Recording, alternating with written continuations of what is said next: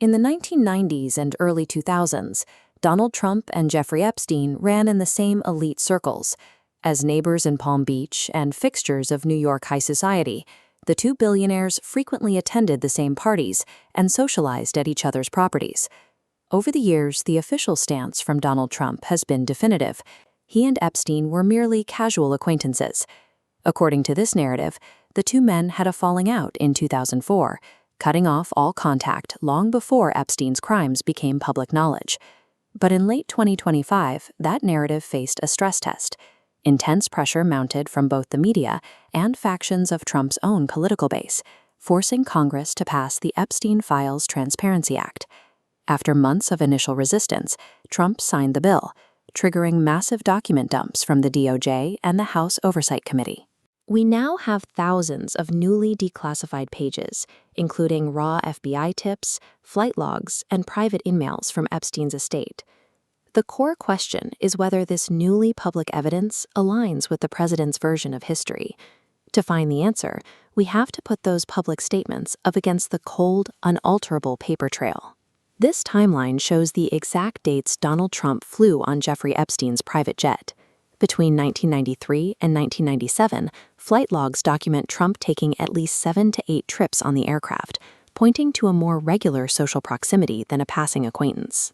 In September 2025, a newly released 2003 birthday book compiled for Epstein included a sexually suggestive letter featuring a contested signature attributed to Trump. Trump strongly denied authoring the letter, and a judge subsequently dismissed his defamation lawsuit regarding its publication. Trump has also offered specific timelines regarding his Florida resort, Mar-a-Lago. He stated that he permanently banned Epstein from the club early on, telling reporters he kicked him out after Epstein poached a young employee, later identified as Virginia Giuffre, and faced allegations of harassing a teenager. However, club registries and declassified records indicate Epstein maintained his active Mar-a-Lago membership until at least October 2007. Furthermore, Representative Jamie Raskin recently claimed to have viewed an unredacted file where Trump admitted he had never asked Epstein to leave the property. The documented history of flight logs and active club memberships paints a picture of a relationship that lasted longer and ran closer than the official timeline of a swift early estrangement suggests. The gap between public statements and private reality widens when looking at Epstein's own correspondence. The November 2025 House Oversight release showed that while Trump claimed they hadn't spoken in 15 years, Epstein constantly invoked the president's name in his private emails. In an April 2011 exchange with his accomplice Ghislaine Maxwell, Epstein referred to Trump as the dog that hasn't barked. He wrote that Trump had spent hours at his house with one of his victims, yet had never once been mentioned. Epstein also actively tried to exert influence over the Trump administration.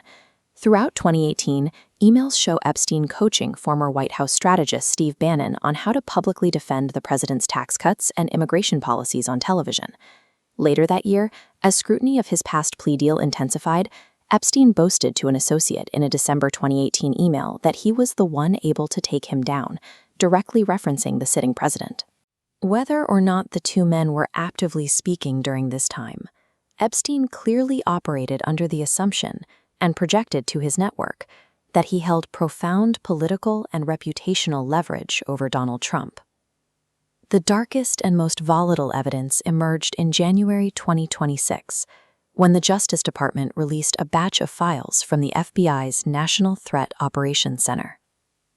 This disclosure contained a flurry of alarming reports submitted to the FBI, including a tip alleging a 1990 assault, a 1995 report from a limousine driver claiming he overheard concerning conversations about abuse, and accusations of illicit parties occurring at Mar-a-Lago.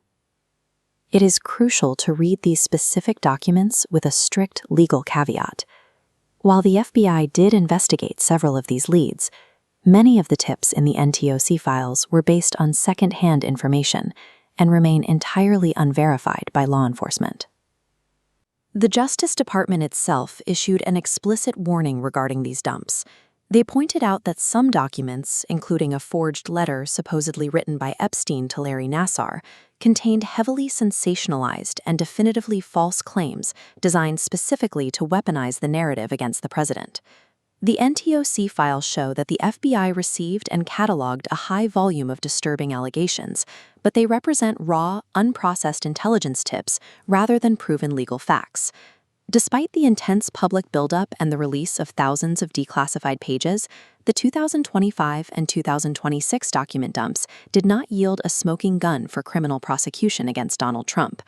In fact, key figures at the center of the trafficking ring have not implicated him in any crimes. Virginia Giuffre has never accused Trump of wrongdoing, and Ghislaine Maxwell stated in a 2025 interview that she never saw him act inappropriately. Yet, while the newly public records do not establish criminal guilt, they permanently shatter the carefully curated narrative of a distant, fleeting acquaintance. The flight logs, the club registries, and the internal correspondence reveal a deeply enmeshed social and professional relationship. They show an environment where an eventual convicted sex trafficker felt comfortable boasting that he held ultimate leverage over the President of the United States. A politician can deploy spokespeople and issue denials to shape the daily news cycle, but the cold, unalterable paper trail left behind in Jeffrey Epstein's wake is now part of the historical record, and that is impossible to erase.